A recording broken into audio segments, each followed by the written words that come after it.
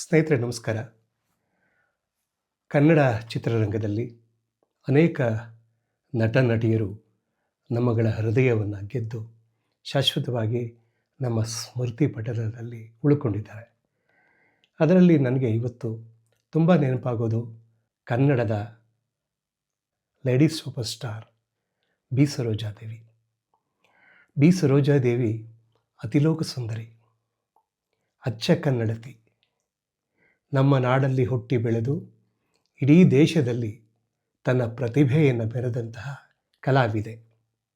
ಬೆಂಗಳೂರಿನಲ್ಲಿ 1938 ಜನವರಿ 7ನೇ ತಾರೀಕು ಜನ್ಮಿಸಿದಂತಹ ಬಿ ಸರೋಜಾದೇವಿ ನಾಟ್ಯದಲ್ಲಿ, ಹಾಡುಗಾರಿಕೆಯಲ್ಲಿ ವಿಶೇಷ ಪ್ರತಿಭೆಯನ್ನು ಹೊಂದಿದ್ರು. ತಮ್ಮ ತಂದೆಯ ಪ್ರೋತ್ಸಾಹದಿಂದ ಈ ಎಲ್ಲ ಅವರಿಗೆ ಸಾಧ್ಯ ಆಯಿತು.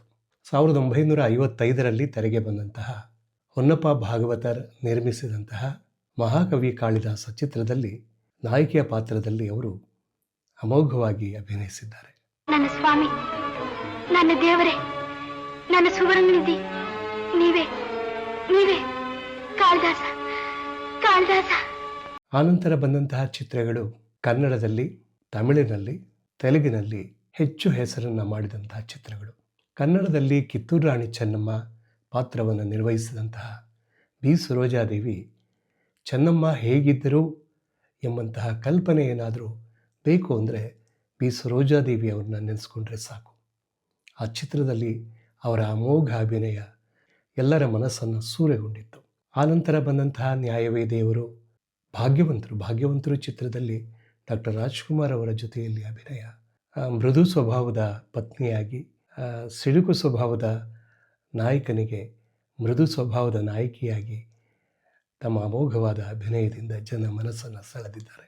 ಆಮೇಲೆ ಬಂದಂತಹ ಬಬ್ರುವಾಹನ ಫಿಲ್ಮ್, ಬಬ್ರುವಾಹನದಲ್ಲಿ ಚಿತ್ರಾಂಗದ ಪಾತ್ರ, ಅದು ಎಲ್ಲರ ಗಮನವನ್ನು ಸೆಳೆದಂತಹ ಪಾತ್ರ.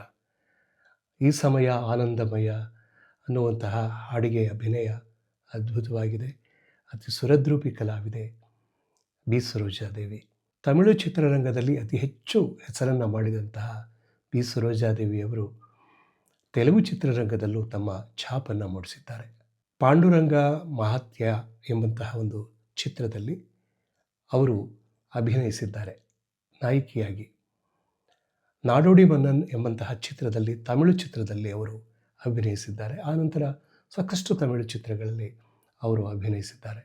ತೆಲುಗಿನಲ್ಲೂ ಸಹ ಸಾಕಷ್ಟು ಚಿತ್ರಗಳನ್ನು ಬೇರೆ ಬೇರೆ ನಾಯಕರ ಜೊತೆಯಲ್ಲಿ, ಕನ್ನಡದಲ್ಲಿ ಹೇಗೆ ಡಾಕ್ಟರ್ ರಾಜ್ಕುಮಾರ್ ಅವರ ಜೊತೆಯಲ್ಲಿ ಅಭಿನಯಿಸಿದ್ದಾರೋ ಅದೇ ರೀತಿ ತೆಲುಗಿನಲ್ಲೂ NTR ಅವರ ಜೊತೆಯಲ್ಲಿ, ಹಾಗೆ ತಮಿಳಿನಲ್ಲಿ MGR ಅವರ ಜೊತೆಯಲ್ಲಿ ಅಭಿನಯಿಸಿದಂತಹ ಕಲಾವಿದೆ. ಅಚ್ಚ ಕನ್ನಡತಿಯಾಗಿದ್ದರೂ ಕೂಡ ಬೇರೆ ಬೇರೆ ಭಾಷೆಗಳಲ್ಲಿ ತಮ್ಮ ತನವನ್ನು ಮೆರೆದಿದ್ದಾರೆ. ಹಿಂದಿ ಚಿತ್ರರಂಗದಲ್ಲೂ ಬಿ ಸರೋಜಾದೇವಿ ಹೆಸರನ್ನು ಮಾಡಿದರು. ಪಕ್ಕಾ ದೇಸಿ ಪ್ರತಿಭೆ ಬಿ ಸರೋಜಾದೇವಿ. ಭೈರಪ್ಪ ಮತ್ತು ರುದ್ರಮ್ಮ ಇವರ ತಂದೆ ತಾಯಿಯರು. ಇವರ ತಂದೆ ಪೊಲೀಸ್ ಆಫೀಸರ್ ಆಗಿದ್ದರೂ ಸಹ ಇವರಿಗೆ ಹೆಚ್ಚು ಪ್ರೋತ್ಸಾಹವನ್ನು ಕೊಟ್ಟು ಚಲನಚಿತ್ರರಂಗದಲ್ಲಿ ಮುಂದುವರಿಯಲಿಕ್ಕೆ ಅವಕಾಶ ಮಾಡಿಕೊಟ್ರು. ಅವರ ಪ್ರೋತ್ಸಾಹದಿಂದ ಆಕೆ ತುಂಬ ಚೆನ್ನಾಗಿ ಬೆಳೆದರು. ಬಿ ಸರೋಜಾದೇವಿ ಅವರಿಗೆ ಅಭಿನಯ ಸರಸ್ವತಿ ಎಂಬಂತಹ ಒಂದು ಬಿರುದು ಪ್ರೇಕ್ಷಕರು ಅಂದರೆ ಅಭಿಮಾನಿಗಳು ನೀಡಿದ್ದು.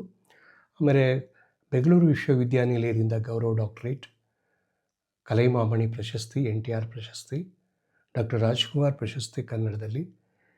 ಹೀಗೆ ಅವರು ಅಗಲಿದ ನಂತರ 2025ರಲ್ಲಿ ಅವರಿಗೆ ಕರ್ನಾಟಕ ರತ್ನ, ಮರಣೋತ್ತರ ಕರ್ನಾಟಕ ರತ್ನ ಪ್ರಶಸ್ತಿ ಲಭಿಸಿದೆ. ಕನ್ನಡತಿ, ಹೆಚ್ಚು ಬೇರೆ ಬೇರೆ ಭಾಷೆಗಳಲ್ಲಿ ಮಿನುಗಿದಂತಹ ಕಲಾವಿದೆ, ಅತಿ ಸುರದ್ರೂಪಿ ಕಲಾವಿದೆ, ಸಹಜವಾದ ಸುಂದರಿ. ಕನ್ನಡದ ಮೊದಲ ವರ್ಣಚಿತ್ರ ಅಮರಶಿಲ್ಪಿ ಜಕಣಾಚಾರಿ ಚಿತ್ರದಲ್ಲಿ ಮಂಜರಿ ಪಾತ್ರವನ್ನು ಅಭಿನಯಿಸಿದಂತಹ ಕಲಾವಿದೆ.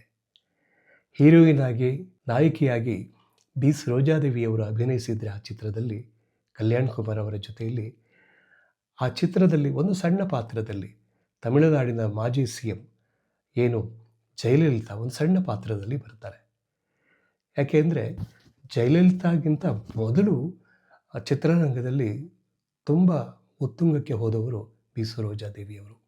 ಅದು ಕನ್ನಡವಾಗಿರ್ಬೋದು, ತೆಲುಗಾಗಿರ್ಬೋದು, ತಮಿಳಾಗಿರ್ಬೋದು. ಈ ಮೂರೂ ಭಾಷೆಯ ಚಿತ್ರರಂಗದಲ್ಲಿ ಬಿ ಸರೋಜಾದೇವಿಯವರು ತಮ್ಮದೇ ಆದ ಛಾಪನ್ನು ಮೂಡಿಸಿದ್ದಾರೆ.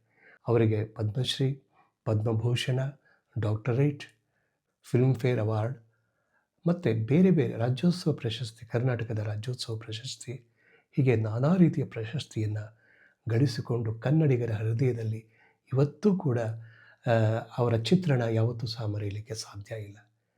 ಸುರದ್ರೂಪಿ ಕಲಾವಿದೆ, ಅತಿ ಸುಂದರಿ, ಸಹಜ ಸುಂದರಿ ಅಂತ ಹೇಳ್ತಾರಲ್ಲ ಆ ರೀತಿ.